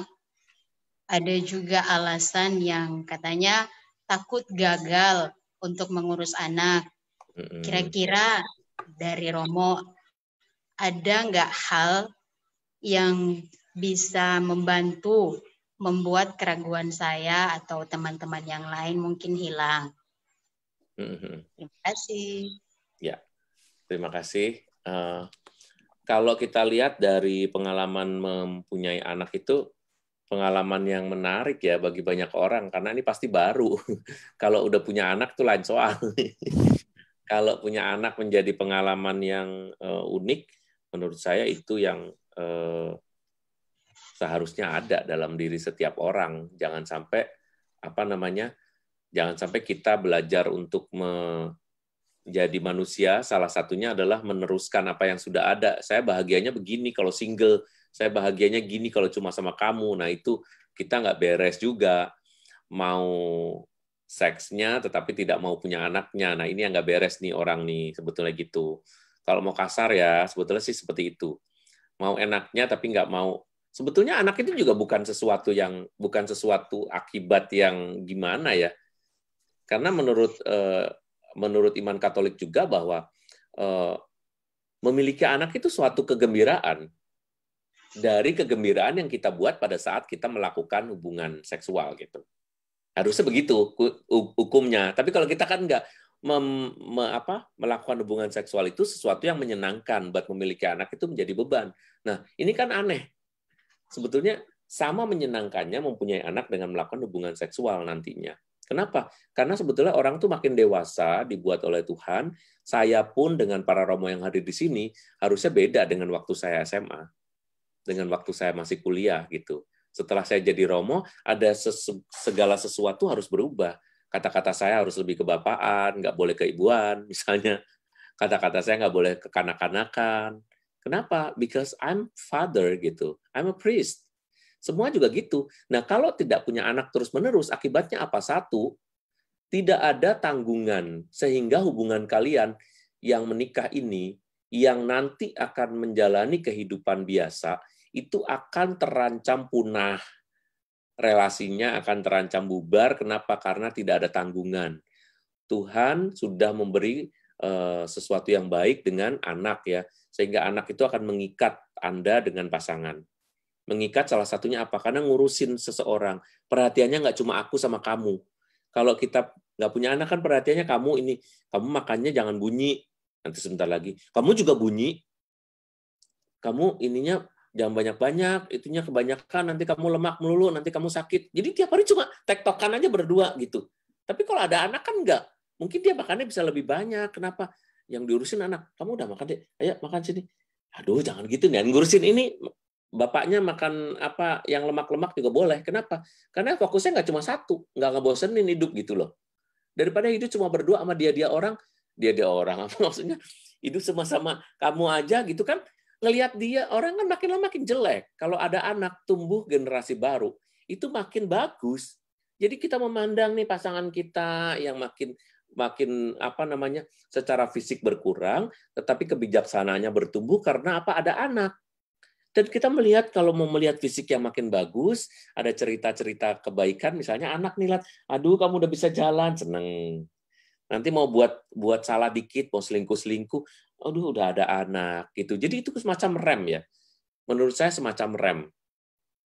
Jadi rem tapi sebetulnya rem yang baik, yang suci gitu. Jadi nggak asal-asalan. Dan ingat, laki-laki itu ini yang bertanya kan ibu-ibu nih. Laki-laki itu jauh lebih banyak mempunyai alasan untuk meninggalkan perempuannya. Jangan lupa. Jadi perempuan nggak usah belagu-belaguan. Kalau buat saya sih ngomongnya langsung ya. Perempuan nggak usah belagu-belagu, nggak mau punya anak, nggak punya anak. Emang you yakin akan menarik terus selama-lamanya? You tidak akan menarik. You akan makin bawel, you akan makin tua. But when you show your motherhood, ketika kita menunjukkan keibuan kita, you will be more interesting, you even more beautiful. Because of what? Karena itu tadi, karena keindahannya terletak pada keibuanmu. Perawatan anak, si suami jadi jatuh hati, aduh nih dia seharian saya tinggal, anak-anak besar sendiri, anak-anak saya ini, aduh itu menarik kalau saya dengar cerita dari orang-orang. Jadi jangan main-main dengan nasib. Kalau Tuhan ingin memberikan anak, dia pasti punya maksud luar biasa kepada kita. Tuhan memberkati anak-anak, Tuhan memberkati suami, Tuhan memberkati istri, tetapi dia tidak pernah memberkati orang yang tidak mau punya anak. Dan tidak ada dalam Alkitab kalimat itu sedikit pun. Tuhan merawatnya kamu. Yang benar adalah, kalau kamu nggak mau menikah, kalau kamu dilahirkan tidak menikah, ya nggak apa-apa. Kalau kamu tidak menikah demi kerajaan Allah, ya nggak apa-apa. Atau kamu dibuat oleh orang lain tidak bisa menikah, ya nggak apa-apa. Itu yang dikatakan. Tetapi bukan dikatakan bahwa kalau kamu nggak mau punya anak, nggak apa-apa. Tidak ada istilah itu di dalam kitab suci. Malah dipersalahkan dengan satu tokoh yang sangat terkenal, yang sekarang masih dipakai namanya kira-kira sendiri, namanya Mr. Onan. Mr. Onan tuh nggak mau punya anak karena dia membuang gitu benihnya sendiri. Maka sekarang orang yang melakukan itu dinamakan, ya itu, nggak dari namanya itu. Ya, jadi mau punya anak itu suatu keharusan, dan sebetulnya kalau mau dilihat dari segi hukum lebih parah lagi nih. Kalau benar-benar keluar dari mulutnya setelah menikah, dia disebut melakukan penipuan. Setelah menikah misalnya melakukan malam pertama atau apa, dia lalu melakukan dan jangan ini, pakai ini. Loh, kenapa Pak ini? Aku nggak mau punya anak. Wah, itu kalau seminggu orangnya langsung mau membubarkan, anulasi, bisa dianulasi. Kenapa? Ini adalah penipuan. Dan orang bisa dianulasi atau dibatalkan nikahnya karena pernyataan tidak mau punya anak. Harus diingat itu. Wah, kalau saya terusin makin serem nih, nggak bisa tidur, ntar udah jam berapa nih? Seru sekali ini Romo Erwin. Terus sekali Jelas. pembahasannya. Sangat suka saya. Dan juga terima kasih ada banyak peneguhan juga dalam keseruannya. Iya, iya. Nah, tapi pertanyaan tadi bagus sekali. Pasti tuh di sini juga banyak nih. Saya ngomongnya mohon maaf saya meskipun saya lahir di Semarang cuma lahir doang, tapi saya gedenya di Jakarta, saya apa adanya. Dan saya karena saya selalu berbatas waktu, maka saya nggak bisa ngomong mencela-mencele kiri kanan, nggak jelas. Saya langsung pada pokoknya apa itu yang mau saya sampaikan. Pas sekali ini Romo, karena kita masih ada cukup banyak pertanyaan di sini sebenarnya, dan kita cuma tinggal punya 20 menit lagi. Oke, saya langsung ini dari Romo Gun sebenarnya mengasuh anak agar beriman. Dalam poin ini, dalam pengamatan saya, banyak keluarga Katolik yang lebih mendidik anak-anaknya hanya berhenti pada bagaimana beragama, belum sampai pada beriman. Sehingga memang anak ketika dewasa mudah untuk berpindah agama.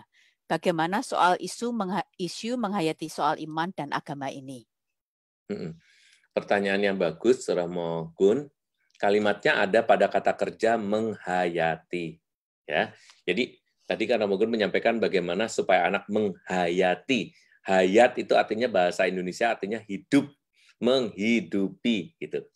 Jadi kalau kita menanya gimana sih cara menghayati? Ya kamu kalau menghayati ya kamu hidup di dalamnya.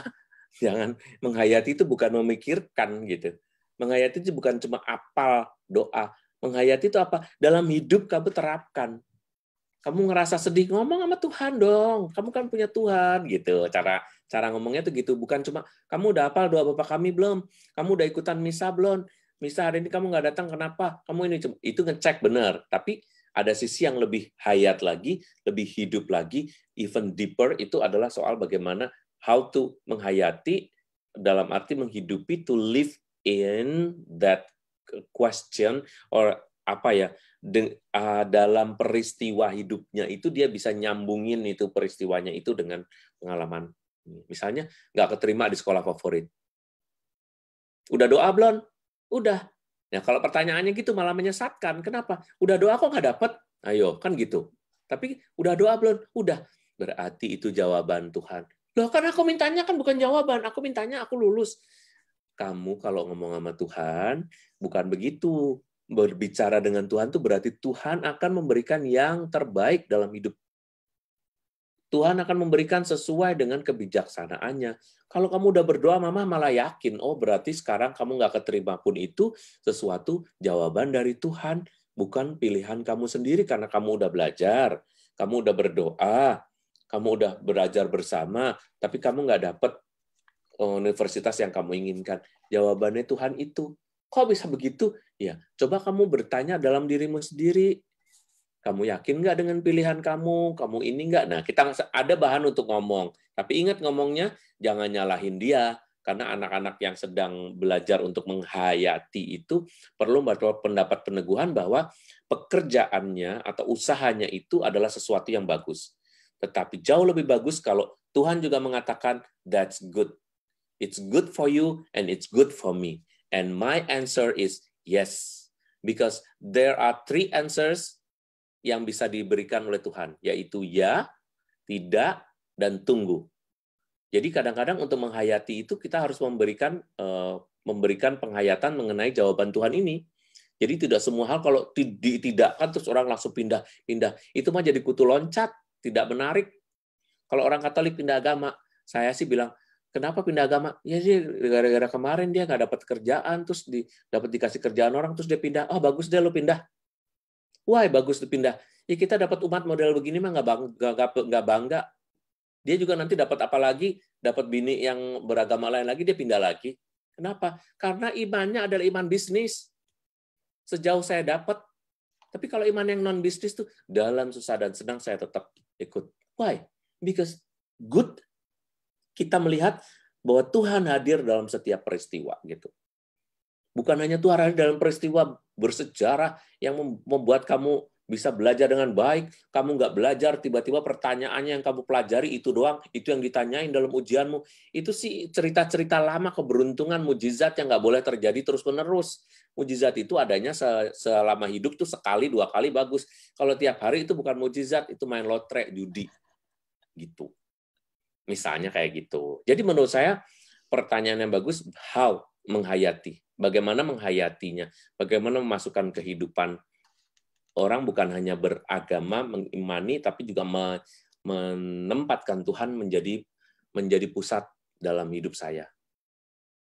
Begitu pertanyaannya. Jawabannya. Makasih. Makasih Romo Gun. Makasih Romo Erwin. Jadi seperti kemampuan kita mengalami Allah dalam betul. Itu pengalaman akan Allah itulah yang penting.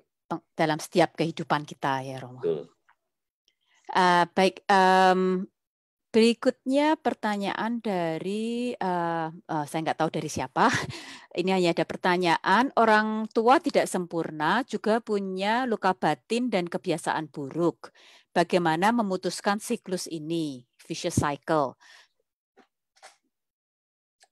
Bapak Ibu, nggak usah takut menjadi sempurna atau tidak sempurna, ya kan? Tidak ada yang sempurna di dunia ini kecuali Tuhan. Dorce aja tahu kesempurnaan itu milik Allah. Kita harus tahu, ya kan? Sebagai orang beriman, kita harus tahu kesempurnaan milik Tuhan. Serahkanlah kerapuhanmu supaya anak-anakmu tidak menjadi super, tetapi anak-anakmu menjadi manusia biasa yang tahu membutuhkan Tuhan. Kita tuh punya cita-cita apa sih menjadikan anak itu bibit unggul, super atau apa? Nggak ada manusia super di dunia ini. Yang ada adalah kalau dia berhasil, berarti dia berhasil dalam hubungan sosial, berhasil untuk menjadi berguna hidupnya, berhasil untuk memberikan yang terbaik dalam hidupnya, berhasil untuk mengatasi pengalaman-pengalamannya yang baik maupun pengalaman-pengalamannya yang buruk, dan kemudian ada satu hal yang saya ingat sejak saya kuliah, membuat hidup terus berlangsung dan tidak mati di situ. Mungkin Romo Gun pasti tahu bagaimana Romo Kiser menyampaikan melalui teologi harapan ya, bahwa bagaimana caranya supaya hidup terus berlangsung gitu. Jadi hidup itu terus berlangsung, bukannya kita ngarep yang hebat-hebat. Mau hebat apa sekarang? Apa yang disebut hebat? Super itu adalah misalnya terbatas, wah anak saya tuh pintar banget, talented banget. By the way, talent itu berasal dari Tuhan, tidak bisa kita ciptakan. Anak seorang penyanyi belum tentu suaranya nggak fales gitu kan. By the way, seorang anak jenius tidak berarti dia akan berhasil hidupnya. Sekarang ini banyak anak jenius kalau menjadi juara kedua malah mati. Kenapa? Karena dia tidak diajari untuk kalah. Jadi kekalahan itu sesuatu yang menjadikan orang manusia biasa yang membuat dia terus hidup. Juara pertama tiba-tiba jadi juara kelima. It's okay. Kamu bisa belajar yang lain. Mama tidak pernah menuntut kamu. Mama juga dulu nggak pinter. Mama dapat 7 aja udah syukur banget.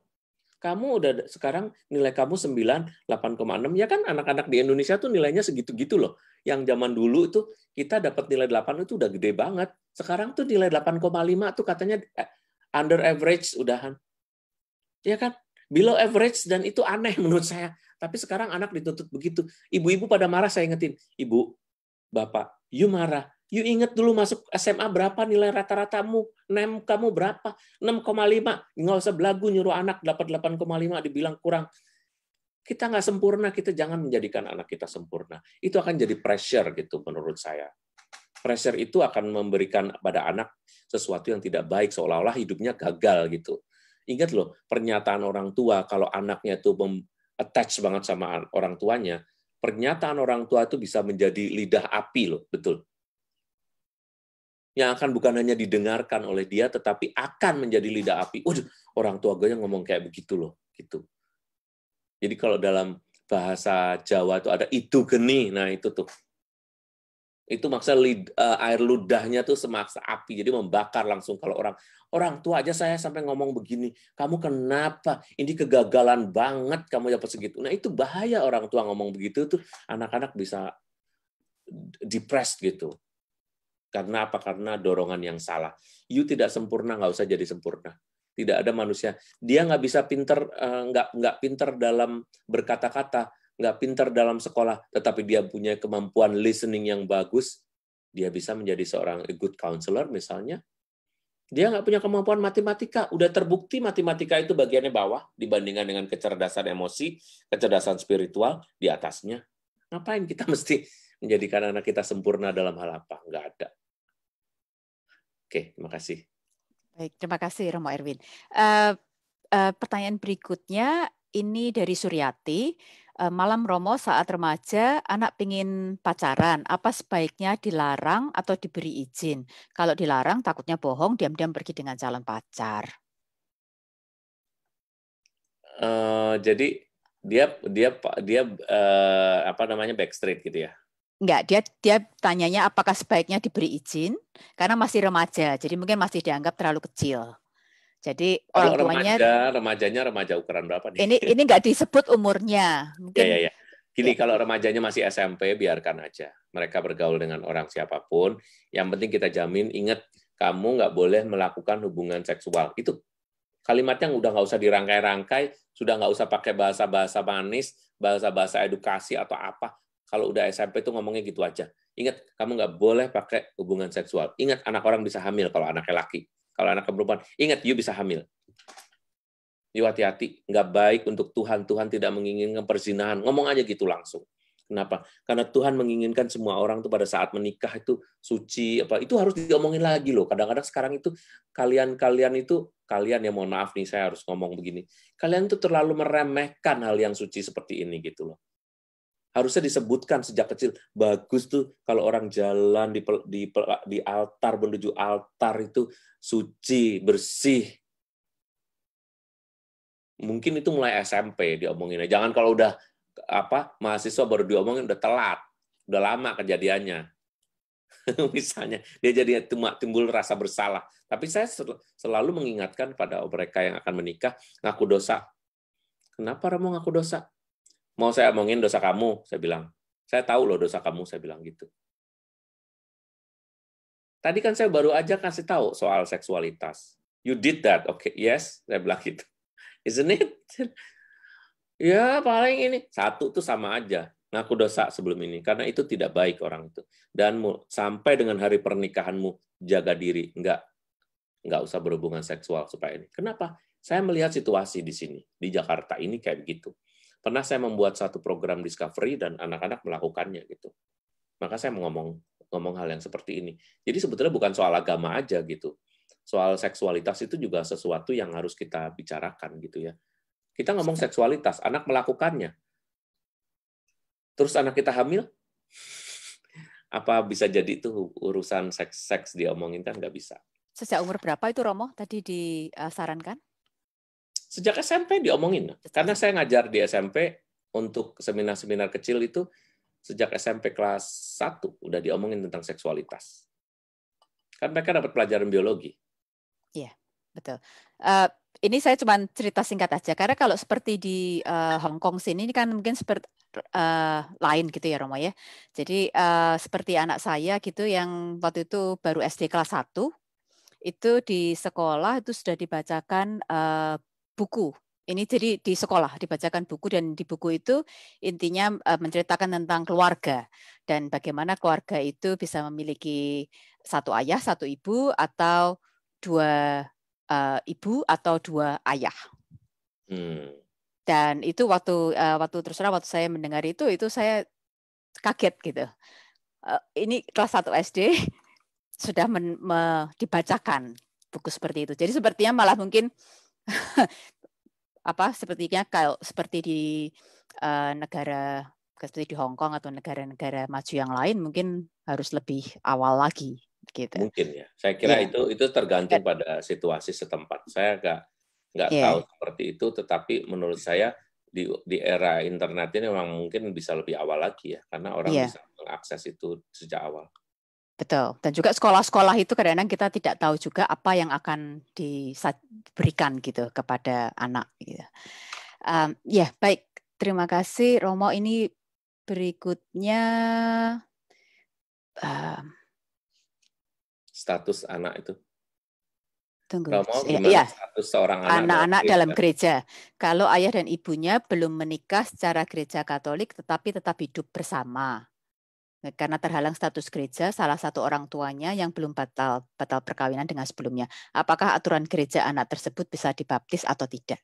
Terima kasih. Prinsipnya sebetulnya setiap anak yang lahir itu tidak pernah menjadi haram, ya. Jadi tidak ada istilah anak haram di dalam gereja Katolik. Tidak ada. Jadi nggak pernah ada dari apapun, dari perselingkuhan atau dari apapun tuh anak tidak pernah disebut haram. Yang haram adalah perbuatan orang tuanya, itu pasti. Perbuatan sumbernya itu yang haram. Jadi kalau misalnya ada seorang anak, gimana statusnya secara gereja nih, dia akan disebutkan sebagai anak dari ibunya. Itu rumusan gereja. Ya, sejauh dia belum menikah karena masih terhalang, maka nama orang tuanya akan dicatat sebagai anak ibunya. Kecuali yang si anak itu dibawa oleh bapaknya ya. Misalnya ibunya yang beda agama, ya kan? Terus pokoknya yang intinya yang benar adalah bapaknya misalnya gitu. Nah, dan si anak dibawa oleh bapaknya, maka dia akan dibawa oleh bapaknya itu gitu. Salah satu orang yang Katolik. Tapi kalau misalnya dua-duanya Katolik, tapi perkawinannya belum beres, maka akan diatasnamakan anak dari ibunya. Biasanya seperti itu. Sampai dengan permasalahan orang tuanya itu diselesaikan. Kalau nggak diselesaikan, ya anaknya tetap akan anak ibunya gitu. Kenapa disebutkan begitu? Karena pada umumnya anak dipelihara oleh ibu, bukan oleh bapak. Oke, baik. Terima kasih Romo. Pertanyaan berikutnya dari Lucia. Saya kadang mengambil kejadian di luar mendidik anak dengan cara bertanya ke mereka bagaimana tanggapan mereka mengenai kejadian itu menurut mereka. Apakah bijaksana dengan cara seperti ini? Karena saya ingin mereka bisa menilai mana yang boleh dan tidak boleh dilakukan. Oke. Jadi ini ngasih contoh ke anak mendidik dengan bertanya mengenai kejadian di luar gitu ya. Jadi itu sebetulnya gaya Asia. Jadi ini yang disebutkan ini gaya Asia nih. Orang Asia tuh bilang gini, kamu lihat ya itu kamu makan nggak dihabisin tuh, lihat tuh orang tuh pada nggak bisa makan gitu. Nah itu kan gaya Asia. Kalau orang-orang bule itu nggak bakal mengatakan seperti itu. Tapi harus rasional. Kenapa kamu tidak makan? Kamu susah nyari makanan ini. Kenapa kamu buang-buang? Gitu. Kalau orang Indonesia langsung disebutkan, kalau Asia langsung lihat orang belum banyak makan. Nah itu contoh mengambil dari permasalahan orang dan bagaimana sebetulnya kita bisa juga memvariasi dua-duanya, karena orang Asia nggak mungkin mengajarkan dengan gaya Barat kan. Memvariasi artinya bisa mengajari anak untuk mempercayai apa yang diyakininya sebagai suatu keyakinan, ya. Atau misalnya itu mendidik kan macam-macam ya, mendidik tentang apa gitu kan. Sebab kalau mendidik dari pengalaman orang di luar, kita berarti memakai ukuran orang luar. Misalnya orang Indonesia aja. Di Thailand misalnya ada kejadian begini-gini ya di Thailand. Di Thailand kejadiannya kayak apa ya kan beda banget dengan kita gitu. Di Jepang di ini aborsi atau apa menurut kamu ya nggak bisa. Di sana orang diperbolehkan bahkan diharuskan. Misalnya seperti di Cina kan diharuskan karena apa? Karena misalnya nggak boleh ada kelebihan penduduk kan. Nah maka dan juga bukan gaya seperti kita kalau non Katolik kan aborsi mungkin dibatasi oleh hukum setempat ya, tapi bukan dibatasi oleh hukum agama kan. Nah kalau kita kan enggak, kita pokoknya begitu udah jadi yang nggak boleh, apa yang terjadi tidak boleh diaborsi gitu. Nah kalau kita menggunakan peristiwa orang, kita nggak tahu dia juga akan pakai peristiwa orang. Itu di Amerika orang nggak apa-apa. Itu disarankan, itu pro-choice tuh udah habis nanti kita kebiasaan itu. Menurut saya divariasi aja apa yang memang baik kita ajarkan dengan cara kita, mana yang tidak. Baik Romo, ini saya mohon maaf sekali, ini kita waktunya sebenarnya sudah nggak berasa, sudah 2 jam, hampir 2 jam ini ya. Ini karena pembahasannya seru sekali ini. Sebenarnya kita masih ada beberapa pertanyaan, tapi kita sepertinya, saya mohon maaf, kita harus berhenti. Mungkin nanti kalau memang diperlukan, kita mungkin nanti ada sesi kedua, kita harus mencoba bertanya lagi ke Romo Erwin. Kita kan ada Romo Gunta. Oke, mungkin sebelum kita tutup, kalau saya boleh meminta Bung Gaspar lagi, Bung Gaspar untuk memainkan sasandonya lagi untuk menutup acara kita malam ini. Bung Gaspar, oh ya. Saya akan memainkan sebuah lagu Maria ya ini, karena saya sendiri pribadi, mungkin Romo dan Bapak Ibu juga meyakini Maria sebagai ibu kita, dan semoga Maria mendoakan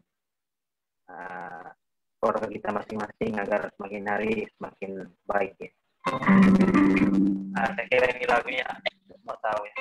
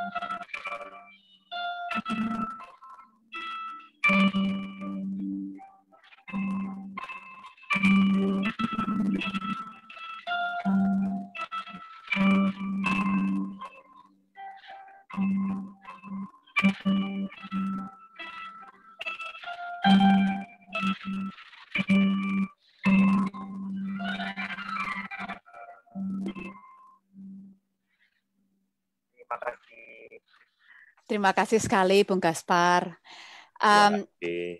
Baik, sebelum saya meminta Romo Gun untuk menutup acara kita malam ini, saya ingin mengucapkan terima kasih sekali lagi kepada Romo Erwin atas kedatangannya malam ini. Semoga diskusi kita malam ini bisa menginspirasi kita semua untuk menjadi orang tua yang lebih baik lagi, dan kita bisa membawa keluarga kita untuk menjadi keluarga yang lebih menggereja. Baik, Romo Gun, saya undang untuk memberikan doa penutup dan berkat penutup. Romo Gun. Testing, apakah suara kebapaan saya sudah muncul? Jelas sekali, Romo.